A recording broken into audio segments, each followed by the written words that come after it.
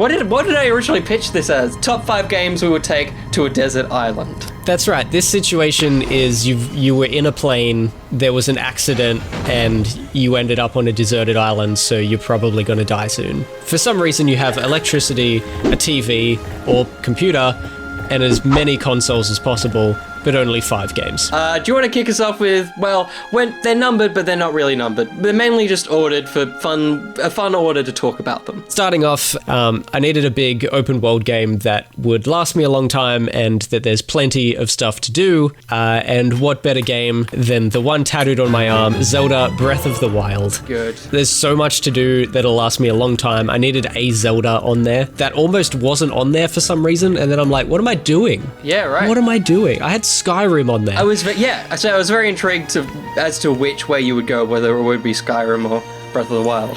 Yeah, because I was thinking like, Skyrim's just like a really big, long game, and there's like heaps to do, so I could do that. But then I'm like, what am I doing? Zelda, Breath of the Wild is the same. Like, it's huge. It's massive. There's always stuff to do. There's a bunch of stuff I've never done, so I could just stick around with that.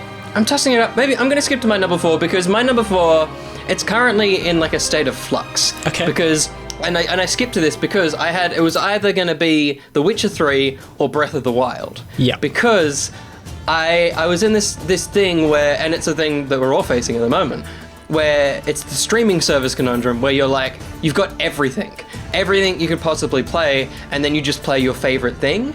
But for this, I'm like, well, this is probably the only time I will either commit to playing Breath of the Wild or put time into The Witcher.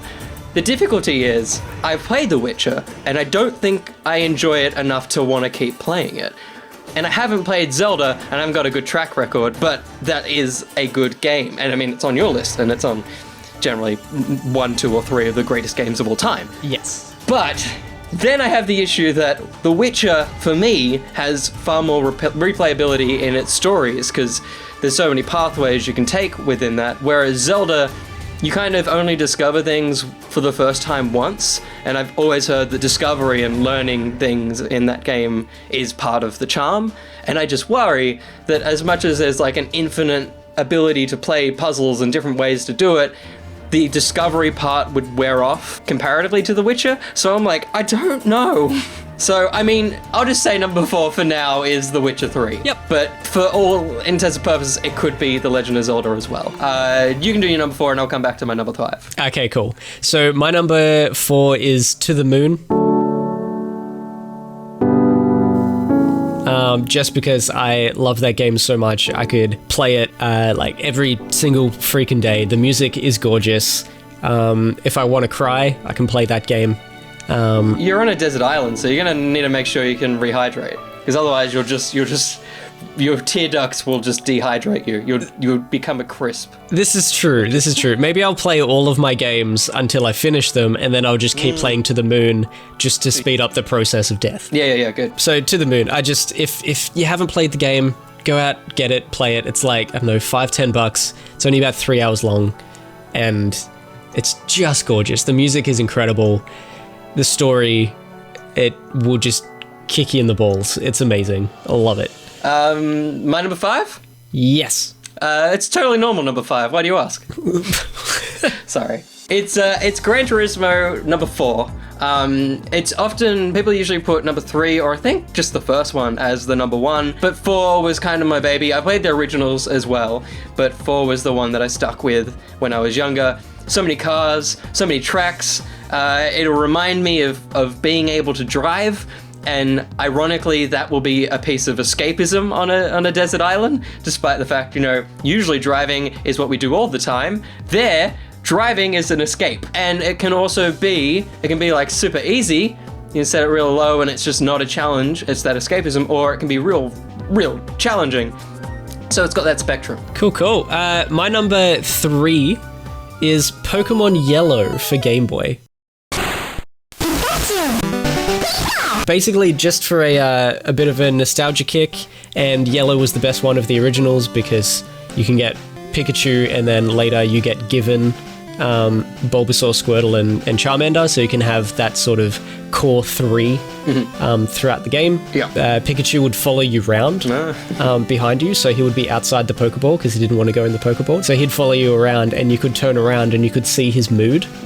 Cute. But yeah, just like in the show, he starts off really grumpy and not really liking you, but then as you go, his mood visibly changes on his face, and he has cute little reactions to you. Yeah, that game's great. It's just it's a good OG Pokemon game. My number 3 is Grand Theft Auto 5. It just endless fun, endless stuff. An amazing story that also has replayability because there's a few, choice endings and stuff. The cheat codes are insane just without online, which is obviously not available on this island, but there's so much additional content within the base game. You can just drive around and try and get to 6 stars or whatever. See how long you can outlast the police. There's plenty of collectibles and hidden things, heaps of secrets and stuff. The city is so fully realized as well. As much as your San Andreas and the one I started with, which was 4. It's the most realized world that you can play with. Yeah. So yeah, it's the most alive. Yeah, absolutely. So my number 2 is sort of a more recent nostalgic hit for me because of some of the events that have been happening to do with skateboarding and videos and stuff. Tony Hawk Underground 1. Of course. Which I believe was on the original Xbox. Yeah, Underground 1 was the first one to have a full proper story with characters and dialogue. You could get off the board and run around. Yeah, it was basically you just trying to get to professional skateboard comps and be the best skateboarder in the world. I think I literally peed my pants playing this game at one point because I was laughing so much. There's this Russian guy. You go to Russia at one point, and there's a Russian guy, and he's just got the worst Russian accent. This guy must have just watched a lot of American movies or talked to a lot of American skateboarders or something, because he was you go up to him, he's quite funky fresh, my main man. It's what are you doing? My sister and I lost it when we were playing this game. It was so funny. That guy was the best. My main man, the dopest are American skaters. Quite funky fresh. Word to my main man, word indeed. But what's your number 2, buddy? It's probably my equivalent of the game that I played over and over until I peed myself. It's Sonic Advance on the Game Boy Advance. Okay. So this was actually the first Sonic game on a Nintendo console. I only know that because when I looked this up to find out the proper name of it, that's the first line of Wikipedia. Yeah, right. But either way, Sonic Advance, it's basically the original Sonic game and bits and pieces of a lot of the other Sonic games. You get to play as Sonic and Tails and Knuckles and Amy, but no one played as Amy because it was like a Sonic that can't run and just kind of hits things with a hammer. It's very stupid. It's similar to Gran Turismo, I guess. You can play this for hours on end trying to top times and find all the glitches and stuff, but also the fact that it had this thing called the Tiny Chow Garden. It was these little weird little creatures, and you could feed them bananas and stuff. But and they had mini games, so you could feed them bananas. You had to buy the coins by making these little creatures do mini games. It was a game inside a game, but if my memory serves me, correct me. I think you had to turn off the console to exit the mini game. It was or the game restarted. It was to exit the mini game, you pressed out and it was quit. So then the game started from the start. You heard Sega and all the rest of it until you actually started the game again. It was a different time of gaming. That's weird. My number 1 is Wii Sports. Oh man, of course. Yeah. So you had Wii Sports, right? Yeah. Everyone had Wii Sports. Everyone that owned. Yeah, if you bought a Wii. Yeah, you couldn't not own this game. How much did you play this game and never ever get tired of it? Well, not just that. I think it's the only game I played on the Wii. There you go. Yeah. It was just I don't remember why, but I just never ever got tired of the same 5 sports or whatever it was. Yeah. I don't know what it was, but it was just so good.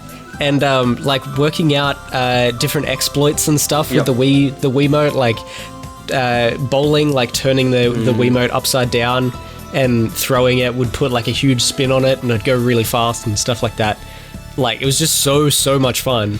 I think it would be a lot of fun on a desert island as well. I don't know. I question. Yeah. Did you play this a lot with other people? I did, but I think I also played it by myself a lot. I mean, I definitely did. I was just intrigued to know if, that came up. Yeah, definitely. Anyway, your number one. Here we go. It's less surprising. Okay. This is like a sneaky, cheeky boy. Because obviously no compilations. This is a brand new game. It's built from the ground up. It just happens to be similar to other games. It's Lego Star Wars: The Complete Saga. Okay. So it's Lego, it's Star Wars, so I got those sorted. I basically have the ability to watch 6 movies if I wanted to. There's like multiple genres between each level, so I've got those covered.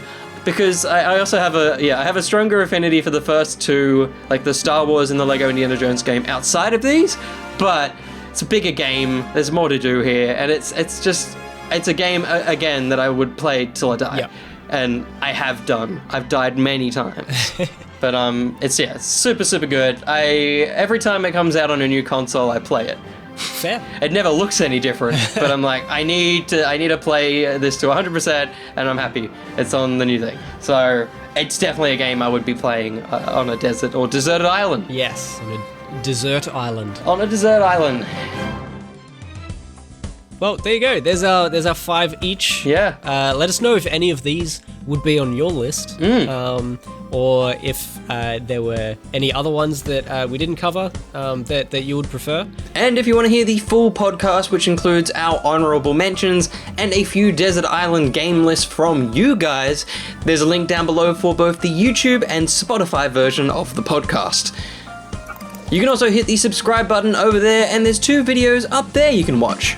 I'm a disembodied voice, so I can't actually point, but imagine I'm pointing.